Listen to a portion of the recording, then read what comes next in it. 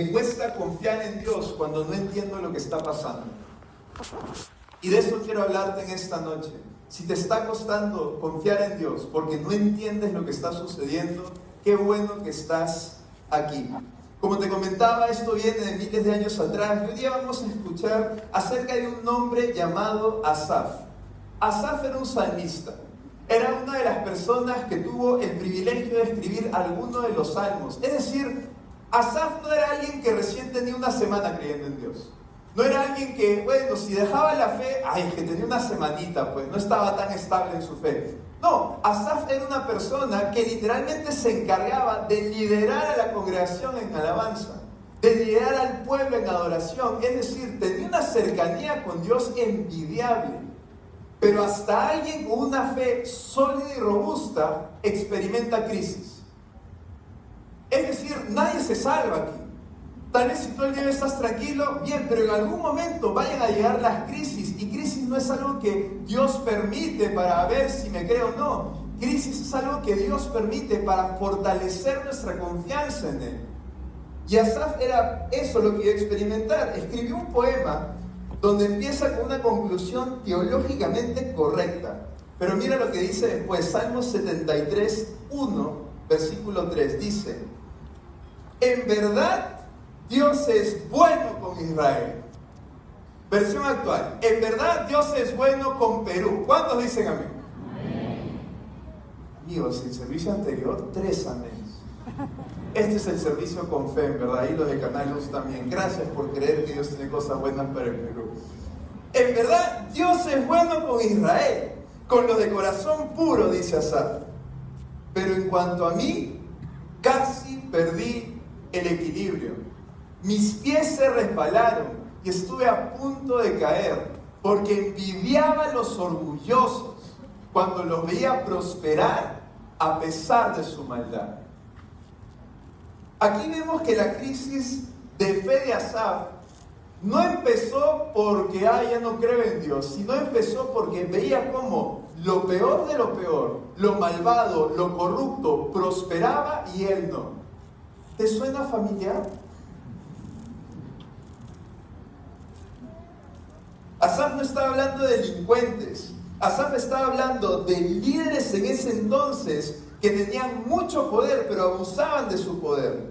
Porque veía cómo prosperaban, veía que eran impunes. Y él estaba haciendo todo bien, pero le estaba costando ver esa realidad.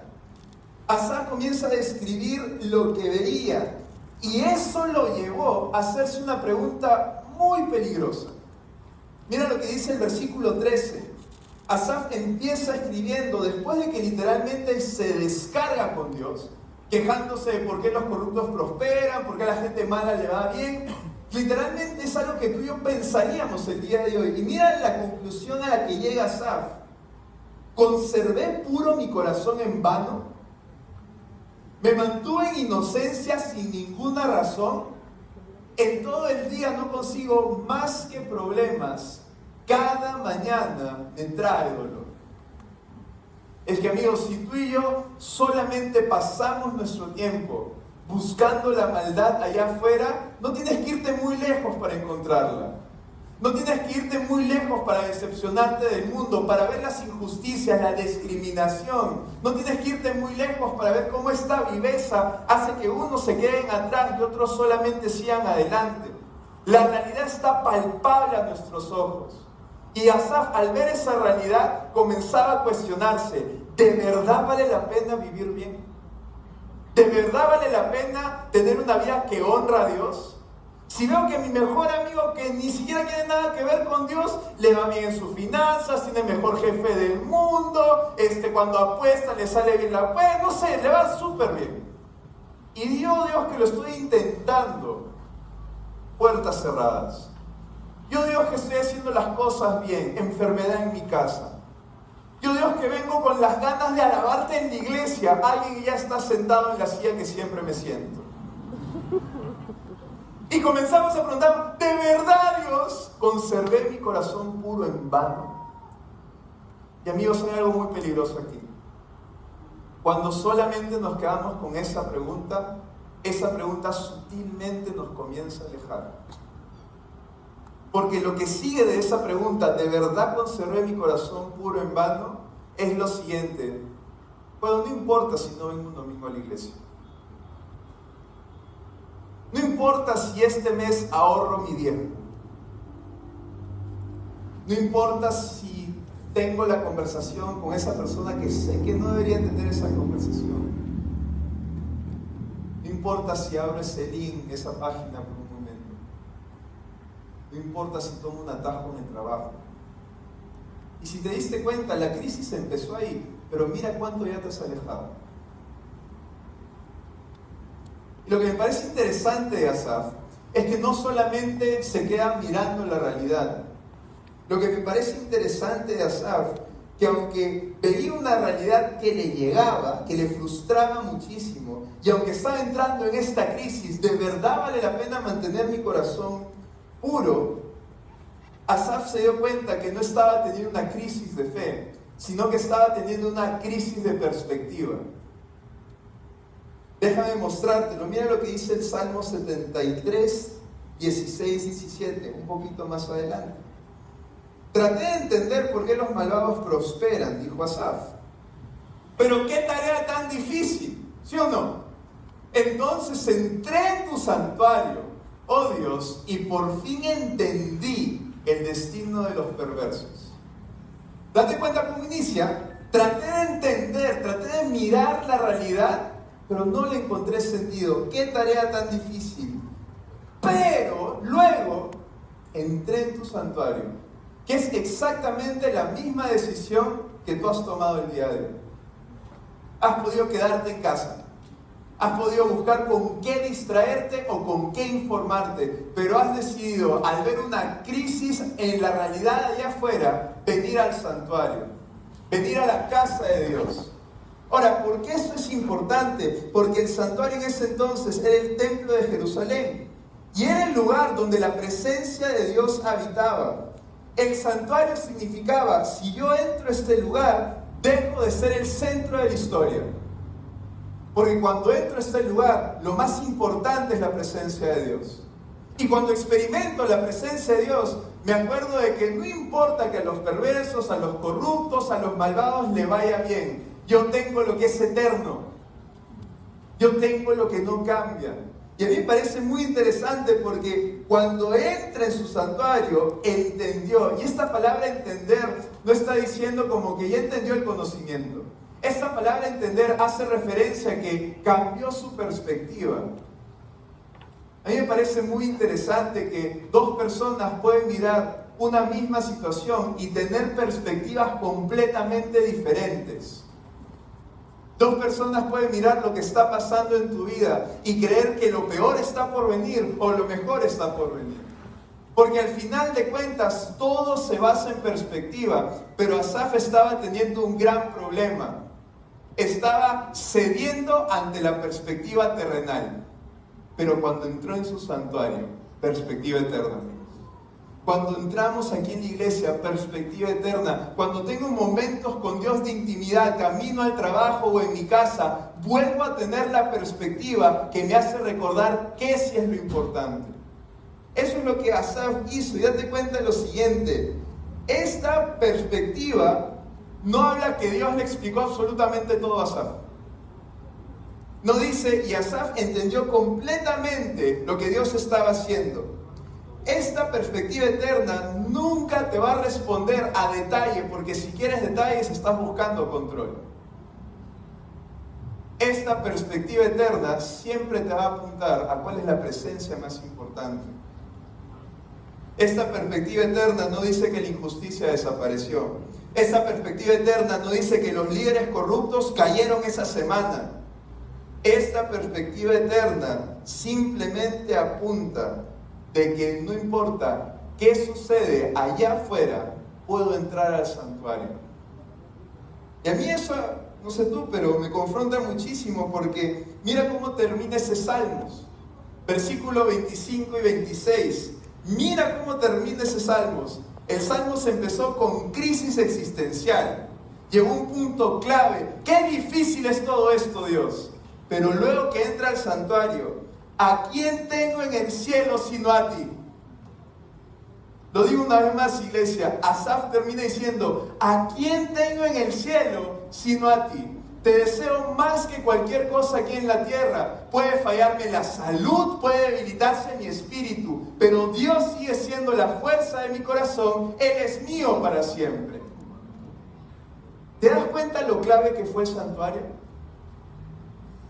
Y algunos de nosotros menospreciamos el juntarnos con Dios.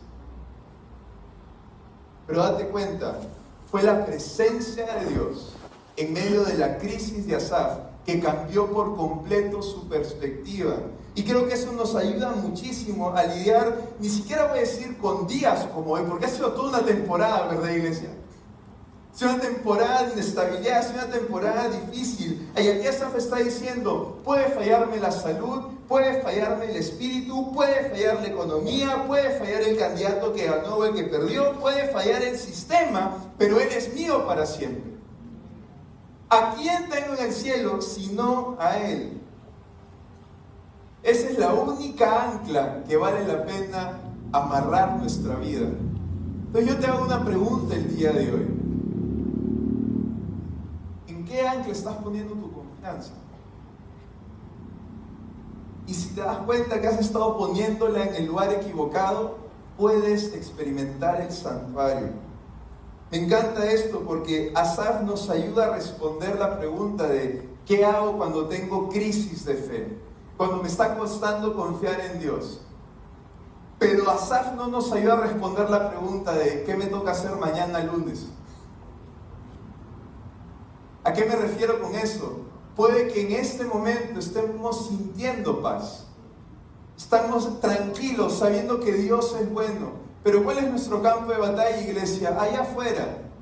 Nuestro campo de batalla va a ser cuando salgamos. Entonces, ¿qué hacemos el día de mañana cuando, aunque la realidad no cambie, nuestra perspectiva sí cambia? Vamos a ir a Jeremías 29. Jeremías 29 responde la pregunta de ¿qué hace el pueblo de Dios cuando circunstancias no cambian? Ahora, en este capítulo, Jeremías 29, el contexto es el siguiente: que el pueblo de Dios estaba en Babilonia, estaba en exilio, no eligieron estar ahí, no les preguntaron, un día amanecieron bajo un gobierno opresor y dijeron: ¿sabes qué? Váyanse a Babilonia.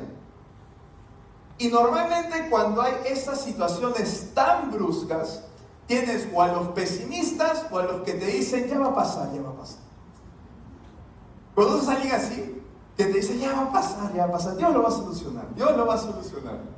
Y en ese momento de exilio había profetas diciéndole al pueblo de Israel: no te preocupes, Dios nos va a salvar. No te preocupes, vamos a salir de Babilonia, ya viene, ya va a ser pronto. Habían personas diciéndole al pueblo lo que el pueblo quería escuchar. De la misma manera que tal vez a nosotros quisiéramos la respuesta de parte de Dios, pero muchas veces Dios no responde como queremos, responde con lo que necesitamos, porque Él tiene el panorama completo. Tal vez yo estoy queriendo: Dios, sácame de ese trabajo, pero en el panorama completo de Dios tú eres bendición para ese trabajo. Entonces aquí tenemos a un pueblo escuchando muchas voces de ya va a pasar, ya va a pasar. Y en medio de todo eso, la voz de Dios a través de Jeremías. Mira lo que dice el versículo 4 y 7. Esto dice el Señor de los ejércitos celestiales, Dios de Israel, a los cautivos que Él desterró de Jerusalén a Babilonia: edifiquen casas, hagan planes para quedarse, planten huertos, coman del fruto que produzcan, cásense, tengan hijos, luego encuentren esposos y esposas para que ellos tengan muchos nietos, multiplíquense, no disminuyan, trabajen por la paz y prosperidad de la ciudad donde los envié al destierro. Pidan al Señor por la ciudad, porque el bienestar de la ciudad dependerá del bienestar de ustedes. ¿En qué parte de esas palabras dice: ya los voy a rescatar, chicos, tranquilos? En ninguna parte, iglesia. Yo creo que esta pregunta de, ok, ¿qué nos toca hacer? Independientemente de qué suceda con nuestro país, no va a venir a través de Dios sacándonos de situaciones. Va a venir a través de Dios enseñándonos que podemos florecer aún en tiempo de crisis. Si te das cuenta, en ningún momento esos versículos mencionaban una tierra prometida. No mencionaba, cásense cuando estén en la tierra prometida, edifiquen cuando estén en la tierra prometida, multiplíquense cuando estén en la tierra prometida. No mencionaba nada de eso. Mencionaba lo siguiente: aún en Babilonia puedes florecer. Y yo creo que eso, de alguna forma u otra, nos muestra lo siguiente: que nuestro Dios, que Jesús no vino a este mundo como plan de rescate. Vino a este mundo con un plan mucho mayor, de capacitarnos, de redimirnos para ser de bendición para otros. Entonces, tal vez aquel lugar que tú le estás pidiendo a Dios, sácame de ahí, Dios te está diciendo, plántate.